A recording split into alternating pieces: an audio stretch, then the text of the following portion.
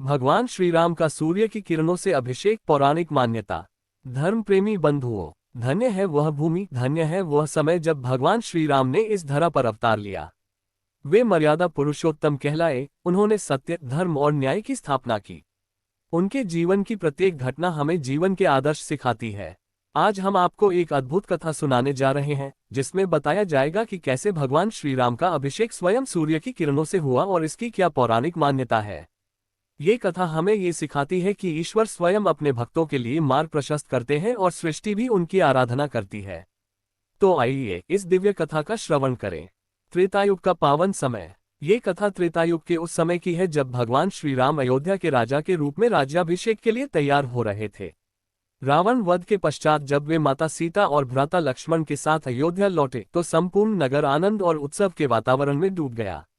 नगर को पुष्पों और दीपों से सजाया गया और अयोध्यावासियों ने अपने प्रिय राम के स्वागत में उल्लास से भरे गीत गाए। राज्याभिषेक की तैयारियां जोरों पर थीं।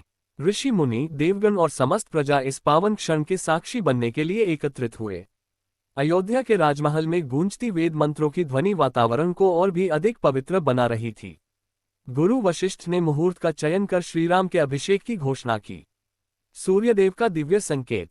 जब भगवान श्रीराम को अभिषेक के लिए ले जाया गया तभी आकाश में एक अलौकिक दृश्य प्रकट हुआ।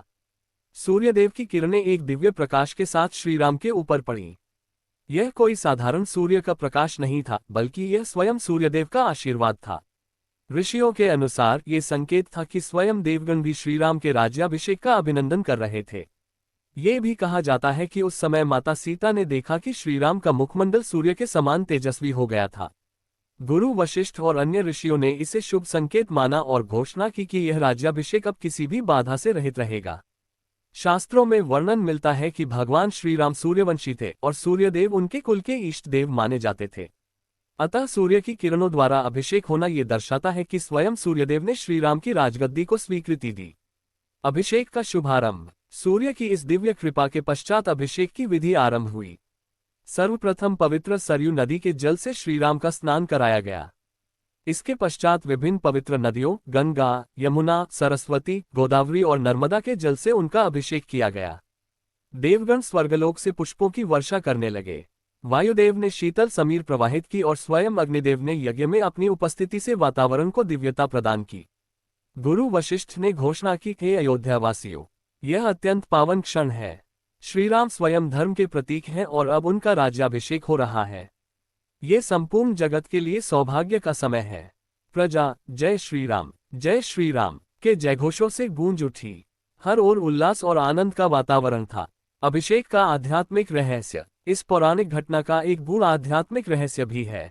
भगवान श्रीराम का चरित्र हमें सिखाता है कि जो व्यक्ति सत्य, धर्म और न्याय के मार्ग पर चलता है, उसे सृष्टि का हर तत्व आशीर्वाद देता है। ये भी दर्शाता है कि जब कोई आत्मा अपने पूर्ण तेज और ज्ञान के प्रकाश से आलोकित हो जाती है तो स्वयं प्रकृति भी उसके प्रति समर्पित हो जाती है। सूर्य की किरणों द्वारा अभिषेक ये भी दर्शाता है कि ईश्वर के भक्तों को स्वयं देवगण भी आशीर्वाद देते हैं। ये घटना हमें ये प्रेरणा देती है कि हमें भी अपने जीवन में सत्य और धर्म के मार्ग पर चलना चाहिए, क्योंकि यही मार्ग हमें सच्ची सफलता और ईश्वर की कृपा दिला सकता है। कथा का समापन। इस प्रकार भगवान श्रीराम का राज्याभिषेक स्वयं सूर्य की किरणों द्वारा हुआ।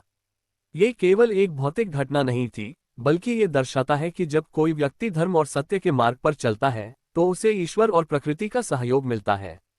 इस कथा से हमें ये भी सीख मिलती है कि यदि हम अपने जीवन में सत्य, न्याय और कर्तव्यपरायणता को अपनाएं तो सृष्टि भी हमें अपना आशीर्वाद देती है। प्रिय दर्शकों, यदि आपको ये कथा पसंद आई हो और इससे आपको कोई प्रेरणा मिली हो तो कृपया इस वीडियो को लाइक करें, अपने विचार कमेंट में साझा करें और हमारे चैनल को सब्सक्राइब करें।